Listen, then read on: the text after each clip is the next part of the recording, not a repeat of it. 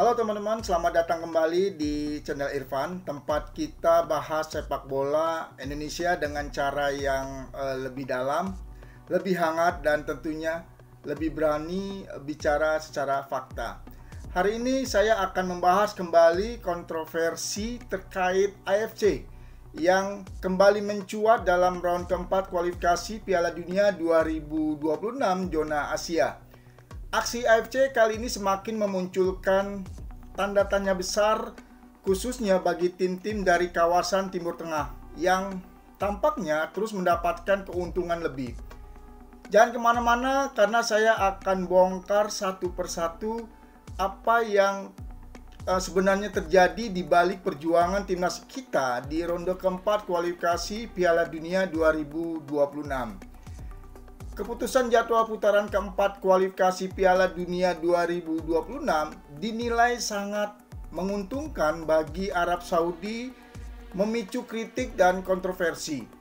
Sebelumnya, AFC mendapat sorotan tajam terkait penentuan tuan rumah. Indonesia melalui PSSI sempat mengajukan diri menjadi tuan rumah, namun ditolak dengan alasan bahwa pemilihan tuan rumah berdasarkan dua negara dengan peringkat FIFA tertinggi. Yang lebih mengejutkan adalah meskipun peringkat terbaru FIFA pada Juli 2025 menunjukkan bahwa Irak lebih tinggi dari Arab Saudi, AFC justru memilih menggunakan peringkat Juni 2025 dan menempatkan Qatar dan Arab Saudi sebagai tuan rumah. Situasi ini semakin diperburuk dengan jadwal pertandingan yang sangat merugikan bagi tim-tim lain, khususnya Indonesia dan Irak. Dalam format pertandingan single round robin di round keempat kualifikasi Piala Dunia 2026, yang berarti setiap tim hanya akan bertemu satu kali, jeda waktu istirahat antar pertandingan menjadi faktor krusial.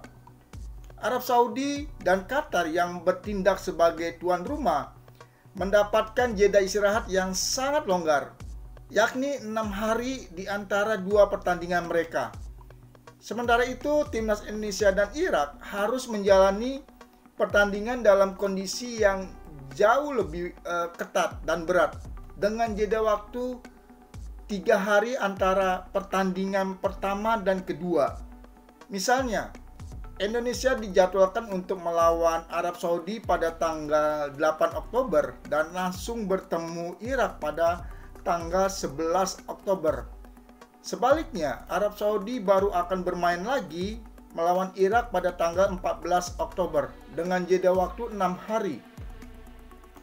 Jelas jadwal yang sangat padat ini menjadi tantangan berat bagi pelatih Indonesia. Patrick Kluivert yang harus memutar otak untuk menjaga kebugaran pemain dan menyiapkan strategi dalam waktu yang sangat terbatas. Kontroversi ini semakin mengarah pada kekhawatiran kita bahwa timnas Indonesia bisa terpinggirkan dalam persaingan kualifikasi Piala Dunia 2026. Berdasarkan jadwal yang ada, jika Indonesia gagal meraih kemenangan di dua laga awal melawan Arab Saudi dan Irak, mereka berpotensi gagal lolos ke putaran selanjutnya. Bahkan banyak pengamat sepak bola tanah air yang menilai bahwa Arab Saudi dan Irak kemungkinan besar akan lolos lebih cepat berkat jadwal yang menguntungkan bagi mereka. Saya sebagai pendukung timnas Indonesia mengkritisi keras keputusan AFC dalam memilih Qatar dan Arab Saudi sebagai tuan rumah kualifikasi Piala Dunia 2026. Keputusan ini tidak adil karena negara-negara seperti Irak dan Indonesia seharusnya lebih layak mendapatkan perlakuan yang lebih baik mengingat kondisi mereka di peringkat FIFA. Semua ini mengarah pada pertanyaan apakah prinsip persaingan yang adil masih berlaku dalam olahraga kompetitif seperti sepak bola. Selain itu, media di Cina juga mempertanyakan keputusan AFC yang tiba-tiba mengubah aturan dengan menempatkan Irak di pot kedua Padahal seharusnya mereka berada di pot pertama.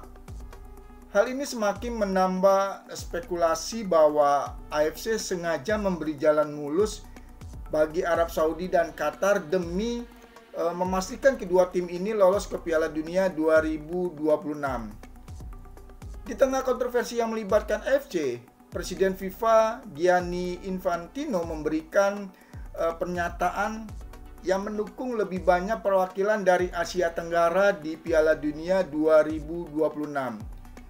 Dalam sebuah acara di tahun 2023 yang lalu, Infantino berharap negara-negara ASEAN termasuk Indonesia bisa mendapatkan kesempatan lebih besar di ajang sepak bola terbesar dunia ini. Menurut Infantino, perkembangan pesat sepak bola di kawasan ASEAN, terutama di Indonesia, sangatlah signifikan.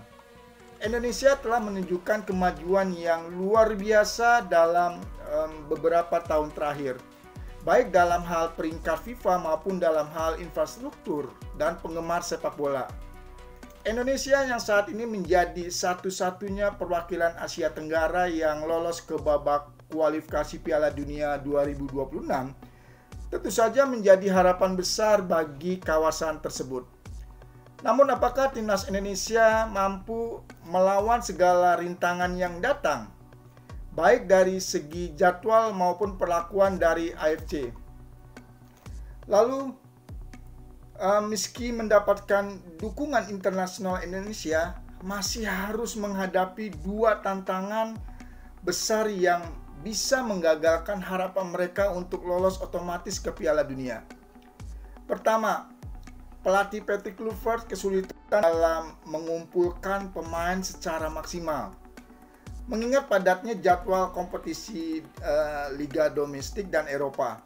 Hal ini mengurangi waktu persiapan bagi timnas Indonesia.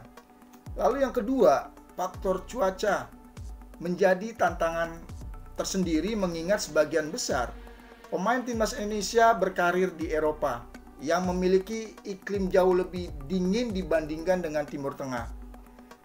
Adaptasi terhadap suhu panas yang ekstrim bisa mempengaruhi performa pemain, terutama yang belum terbiasa dengan kondisi tersebut.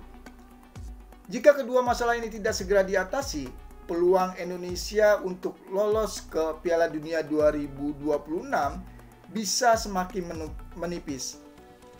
Keputusan AFC yang dianggap menguntungkan Arab Saudi dan Qatar, serta jadwal yang memberatkan Indonesia dan Irak, jelas menambah tantangan bagi timnas Indonesia. Sementara itu, perhatian dari FIFA terhadap peningkatan pesat sepak bola ASEAN memberikan harapan.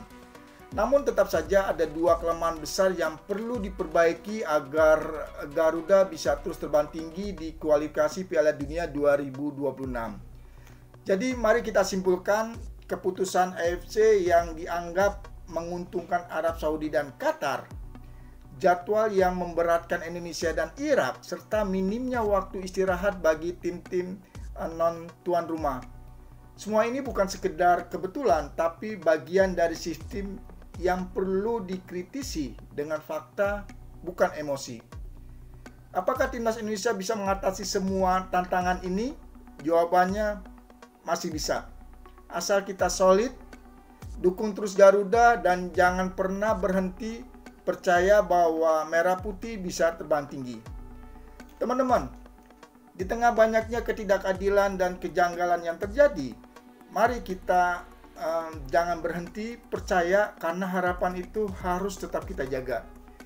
Jangan lupa bantu sebarkan video ini kalau teman-teman merasa suara timnas Indonesia layak didengar dunia. Klik like, tulis komentar teman-teman di bawah, dan tentu saja subscribe channel Irfan agar kita bisa terus suarakan perjuangan sepak bola tanah air. Sampai jumpa di video berikutnya. Salam olahraga, salam Garuda.